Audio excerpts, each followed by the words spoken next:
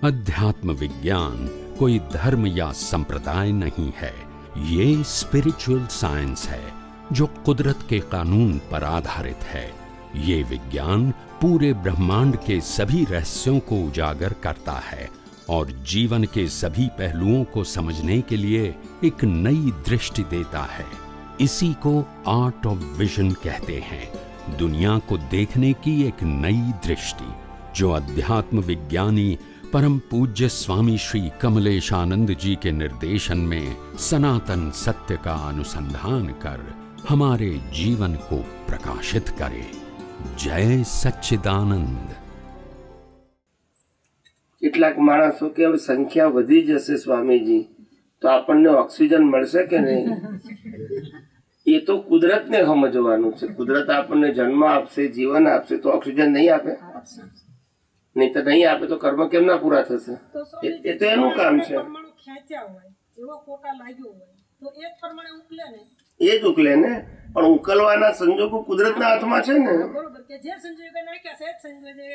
વીટવાનું તમારે, ઉકેલવાનું કુદરતે।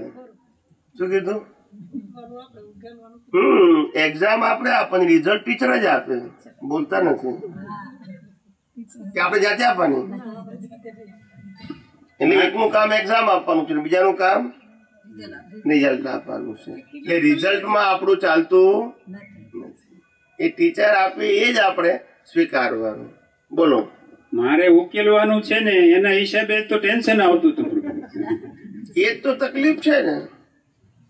ઘણા બધા શું કહે છે કે સ્વામીજી હવે આ બધી ક્રિયાઓ કરીને, વ્યવહાર કરીને, ઘર ચલાવીને, ધંધો કરીને, નોકરી કરીને થાકી જવાય છે। હવે શું કે છે?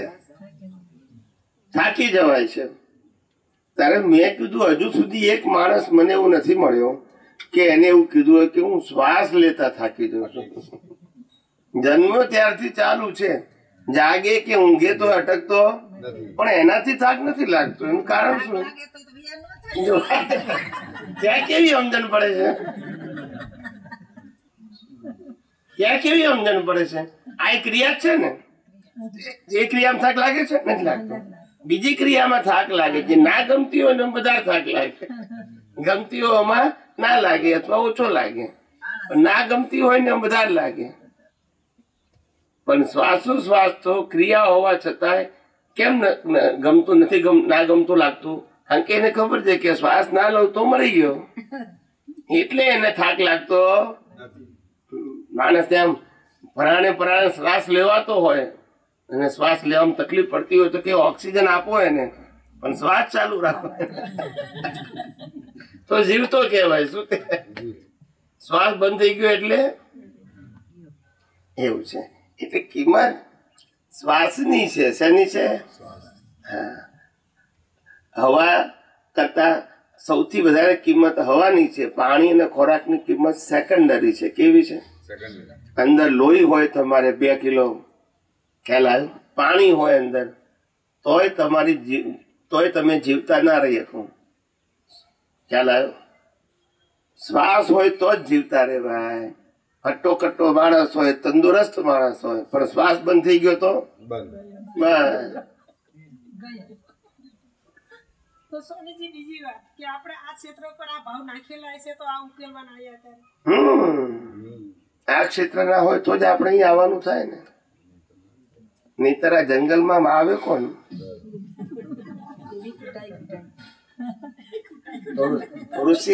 ઋષિ મુનિઓ જેવા આપણે હોઈએ અને ભાવ કર્યા હોય કરી ત્યાં આવવું પડે ખેંચાઈને। ગતિ સહિત તત્વો છે એ પરમાણુ વાયુનો ભાગ છે। પરમાણુ છે એટલે આમ વાયુનો કોઈ ભાગ ગણાય? એમ વાયુનો નહીં, એ સ્પેસમાં રહેલા પરમાણુ છે। એ પરમાણુ એના કર્મના ફળ પ્રમાણે રોલ ભજવે છે। શું છે? વાયુનો હિસ્સો નો ગણાય ને? હે ના, અલગ જ છે। અલગ અલગ। વાયુની અંદર ગતિ સહાયકના પરમાણુ છે, પર પરમાણુ એનાથી જુદા છે। કેવા છે? જુદા। વાયુ બી ખરું, ગતિ સહાયક તત્વ ખરું, સ્થિતિ સહાયક તત્વ પણ તત્વ જ છે, એ બધું આ સ્પેસની અંદર આવ્યું છે. અને જેવા રોલ છે એવું એ કામ કરે. એક વ્યક્તિ એવી હોય કે દિવસે જાગે, રાતે ઊંઘે, એટલે ઊંઘી જાય એટલે એના માટે સ્થિતિ સહાય થતું. બીજો માણસ એવો હોય દિવસે ઊંઘે રાતે જાગે, એના માટે રાતે ગતિ સહાયક હોય. જેવા જેના કર્મ એવું આ તત્વ કામ કરે. બધાને સરખું કામ સમજાય છે ને? શેઠ ઓફિસ માંથી ફોન કરે કે ભાઈ આટલું પ્રોડક્શન કરી નાખજો, એટલે પછી સુપરવાઇઝર માણસો પાસેથી કામ લે મહેનતનું. શેઠ તો ઓફિસમાં આરામ કરતા કરતા ટીવી જોતા હોય. એવું દરેકના રોલ કેવા છે? જુદા જુદા. પણ આપણે આરામને પુણ્ય માનીએ છીએ. શું માનીએ છીએ? એટલે પુણ્ય માનીએ છીએ એટલે પછી શું થાય કે પુણ્ય તો માન્યું, આરામ કર્યો એને, પણ પછી માથું દુખે, કમર દુખે, પગ દુખે, કારણ કે હલાવવાના જ નહીં ને, જામી જાય. પછી બોલતા નથી. પેલાને ના જામે કામ કરતો એને, આપણે જામી જાય. આવું આ બધું પાપાનું બંધ થઈ ગયું. ઓછા દુખે. કામ જે બહુ સારો પરિશ્રમ એટલે શું કહેવાય? તમે જે ખોરાક ખાવ છો એ ખોરાક જો બધો પચી જતો હોય તો રોગ થાય. પણ તમે જે ખોરાક ખાઓ છો એ પચાવી શકતા નથી, એટલે ટૂંકમાં ખોરાકના પ્રમાણમાં તમારું કામ ઓછું છે. એટલે પછી એ જ ખોરાકને આધારે જે નથી પચતો એ ખોરાક પછી રોગ કરે છે. વાયુના રોગો, પેટના રોગો, જોઈન્ટ્સના રોગો, દિમાગના રોગો, વાયુ ઉપર જાય એટલે આ બધા રોગો કરે. શું કરે? અને જે સખત મહેનત કરતો હોય અને 4 રોટલી આપીને ખાધું હોય ને પછી જે મહેનત કરે, પરસેવા નીકળી જાય, એ જેવું કામ પતીને ઊંઘી જાય એટલે ઘસઘસાટ ઊંઘી જાય. થાકી ગયો હોય એની પાસે સમય નથી એવો, અને ખાધેલું બધું પચી ગયું છે, ચરબી નથી ને રોગ પણ ના હોય ને. ખ્યાલ આવ્યો? આ બધું તત્વો ઉપર આધાર છે. તમારું શારીરિક બંધારણ કેવું છે, તમારી પરિસ્થિતિ કેવી છે એના આધારે છે. એટલે પહેલા જમાનામાં આપણા ઋષિ મુનિઓ જે હતા, જે જંગલોમાં રહેતા હતા, એ લોકોની જરૂરિયાતો કેમ ઓછી હતી? તો કે હવા કુદરતી મળે, પાણી કુદરતી મળે, અને ખોરાક તરીકે આ વનસ્પતિ ખાતા હતા, એ પણ કુદરતી. એટલે આધારિત જીવન નતું. અને આધારિત ના હોવાથી આ જે હવા પાણી ખોરાક જે કુદરતી લેતા હતા એટલે સ્વાસ્થ્ય પણ કેવું રહેતું હતું? સ્વચ્છ રહેતું હતું. કારણ કે કોઈના ઉપર આધારિત નથી તો કોઈના ભાવ પણ એના ઉપર ના હોય. આ તો જે વ્યક્તિ રો મટીરિયલ બનાવે, ઘઉં, ચોખા, દાળ, એનોય ભાવ ઉમેરાય. પછી જે દુકાનદાર ખરીદે એનો ભાવ ઉમેરાય. પછી તમે ખરીદીને હોટલમાં બનાવો એટલે બનાવનારનો ભાવ ઉમેરાય. પછી વેચે એટલે પછી માલિકનો ભાવ ઉમેરાય, અને છેલ્લે પછી ખાનારનો ભાવ ઉમેરાય. એટલે એક જ વસ્તુ આટલા બધા ભાવથી મિક્સિત થઈ જાય, એટલે પરમાણુ અશુદ્ધ થઈ જાય. શું થઈ જાય? દરેકના પોતપોતાના ભાવ હોય. સમજાય છે? અને માટે ભાવની અસર જે છે એની સાથે જોડાઈ છે. હવે જે લોકો કુદરતી વાતાવરણમાં રહેતા હોય, ફળ ફૂલ ખાતા હોય, એના ઉપર કોઈના ભાવ બગડેલા, અને એ ખાવાનું પણ પચવાનું પણ સહેલું છે, કારણ કે કુદરતી છે.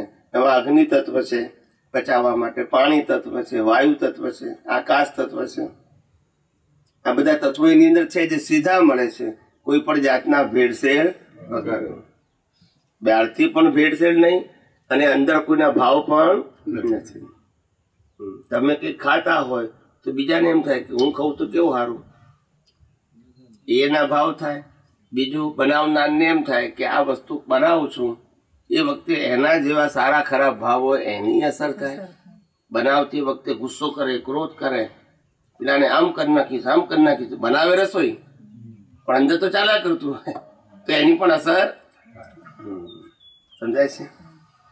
વેચનારો વેચતી વખતે એમ લાગે કે આ માણસ કસ્ટમર આવ્યો છે એને કેમ કરીને લૂંટી લેવું વધારે પૈસા લઈ લઉં ખબર નથી એ પણ ભાવ અંદર ઉમેરાય ખાવાની વસ્તુમાં. હવે એ બધી વસ્તુ ભાવ ઉમેરાયા પછી તમે ખાઓ એ બધા ભાવની અસર આ દુનિયા પરમાણુઓની બનેલી છે. શેની બનેલી છે? ભાવના પરમાણુ. અધ્ધરતા જ નથી. માટે જ્ઞાનીઓ કહે છે ગમે તે પરિસ્થિતિમાં ભાવ બગાડશો નહીં. સારું ના કરો તો કઈ નહીં પણ ખરાબ ના કરશો. बोलो. अभी जय सच्चिदानंद स्वामी जी, आपके चरणों में कोटि कोटि वंदन। ये 6 तत्वों की बात अभी भाई साहब कर रहे थे, तो जड़ जो है परमाणु स्वरूप है, वैसे ही समय है, गति सहायक है, स्थिति सहायक है और स्पेस है। ये किससे बना हुआ है? इसका स्वरूप, मूल स्वरूप क्या है? स्पेस तत्व जो है जी, वो स्पेस तत्व फिक्स है, उसमें प्लस माइनस नहीं होता है। वो परमाणु से तो नहीं बना है ना, कि बना है? फिक्स है। फिक्स है। स्पेस मतलब अवकाश, जिसमें सब कुछ हो सकता है जी, मगर स्पेस कुछ से बना नहीं है। स्पेस के अंदर सब कुछ है जी। तो स्पेस तत्व है वो एक प्रकार की निराकार अवस्था है। क्या है? निराकार। इसमें सब आकार हो सकते हैं जी, मगर वो निराकार है जी। फिर स्पेस के अंदर जो टाइम है वो भी स्थिर है, अवस्था रूप नहीं है जी। मगर टाइम को अगर नापना है तो अवस्था से आप नाप सकते हैं। कभी कितना बजा, कभी कितना बजा, वो अवस्था की बात है जी। मगर हर समय समय तत्व तो एक ही है। ये कुदरती रचना के आधार से और आपके कर्मों के आधार से आप इसको डिवाइड करते हैं जी, कि दिन हुआ, रात हुआ, आप समझे ना। और मेरा सोने का समय हो गया, जागने का समय हुआ, खाने का समय हुआ, वो आप नक्की करोगे जी। समय का पीसेस नहीं है। वो आपकी अवस्थाओं के ऊपर आप उसको यूज करते हैं। समय तत्व इस प्रकार से पीसेस वाला एक ही समय तत्व है, वर्तमान। क्या है? वर्तमान। ये स्पेस परमानेंट है, ये समय तत्व भी परमानेंट है, वो पीसेस के फॉर्म में नहीं। हम अवस्था में उसको पीसेस के फॉर्म में समझ सकते हैं। ऐसे गति सहायक तत्व और स्थिति सहायक तत्व दोनों तत्व है मगर दोनों तत्व एक दूसरे के पूरक है। क्या है? पूरक। यानी स्थिति सहायक तत्व के आधार से गति सहायक तत्व है जी। क्या बताया? स्थिति के आधार से। जैसे रोड स्थिति सहायक है तो गाड़ी गति चलती है। रोड भी गति सहायक होगा तो क्या होगा? नहीं चलेगा। ऐसे हमारे बॉडी के अंदर जो ऑर्गन है वो स्थिति सहायक है, तो ब्लड सर्कुलेशन गति सहायक, ब्लड सर्कुलेशन भी गति सहायक और ऑर्गन भी घूमते रहेंगे तो एक स्थिति सहायक दूसरा गति सहायक, एक दूसरे के पूरक है। और ये अवस्था बनती है वो जड़ परमाणुओं से बनती है मगर वो अवस्था तुम्हारे व्यक्तिगत कॉज से बनी हुई है जी। वो कॉज को, कारण को परिणाम में लाने के लिए इनको अवस्था चाहिए जी, फिर लाइफ चाहिए, फिर समय चाहिए, स्पेस चाहिए और गति स्थिति सहायक तत्व भी चाहिए, तभी एक अवस्था कंप्लीट होती है।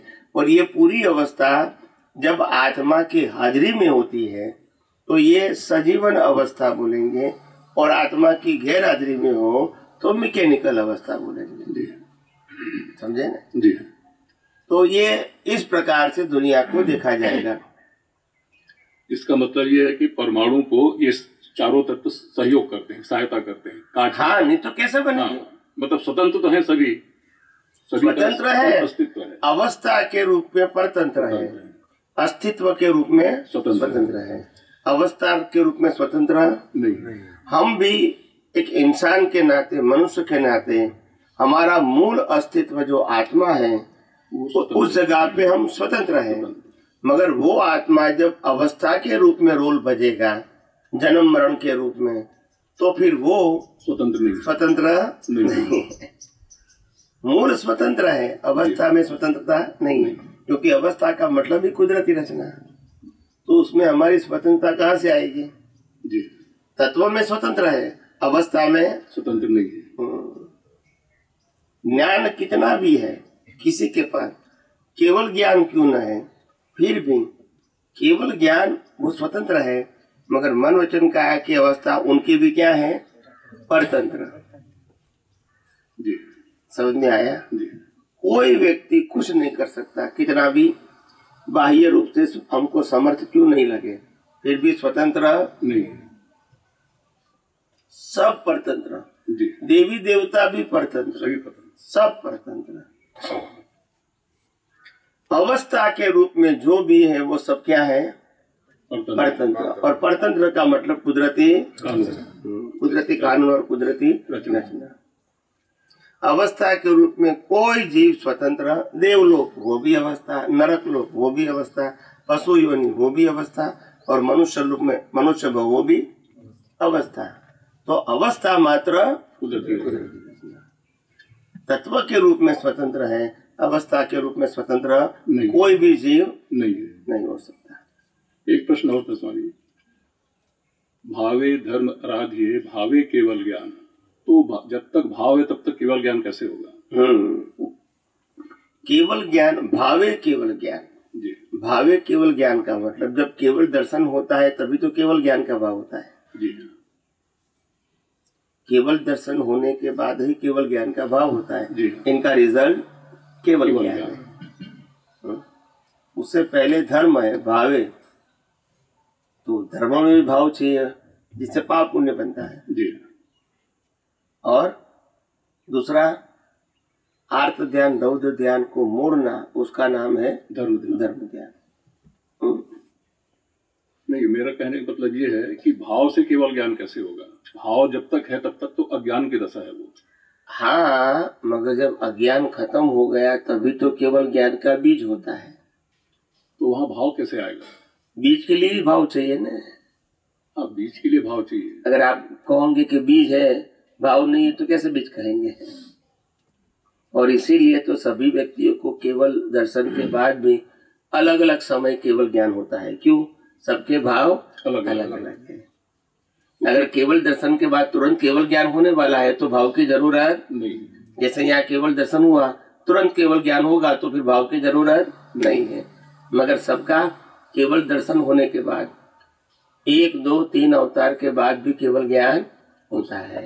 उससे बीच में लाखों साल का नरगति, देवलोक भी हो सकती है। और इसीलिए केवल ज्ञान वो भी भाव का फल है। केवल ज्ञान भाव का फल है। मैंने तो कितनी बार कहा है, कहे हैं, लेकिन थोड़ा सा असमंजस जैसा लग रहा है, क्योंकि केवल दर्शन तभी होता है जब भाव समाप्त हो जाते हैं।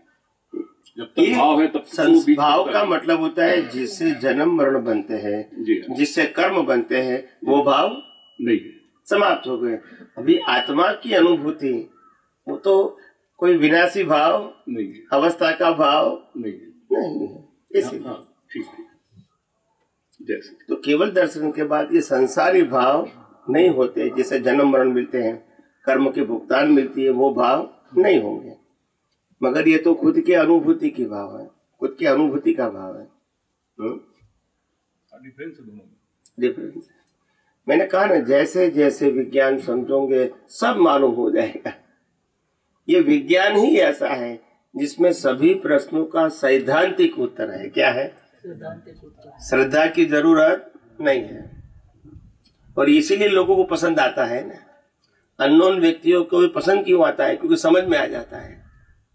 श्रद्धा की बात में सिद्धांत तो समझ में नहीं आता है। बोला हमको मानना पड़ेगा, हमको नहीं मालूम कि होगा भी या नहीं होगा, आपने कहा है तो हम मानते हैं। ये श्रद्धा की बात होगी। यहाँ विज्ञान में श्रद्धा की जरूरत, ये सिद्धांत है बस। तो केवल दर्शन होगा तो केवल ज्ञान का बीज हो ही जाएगा। और केवल ज्ञान भी अपने समय पे ही होगा।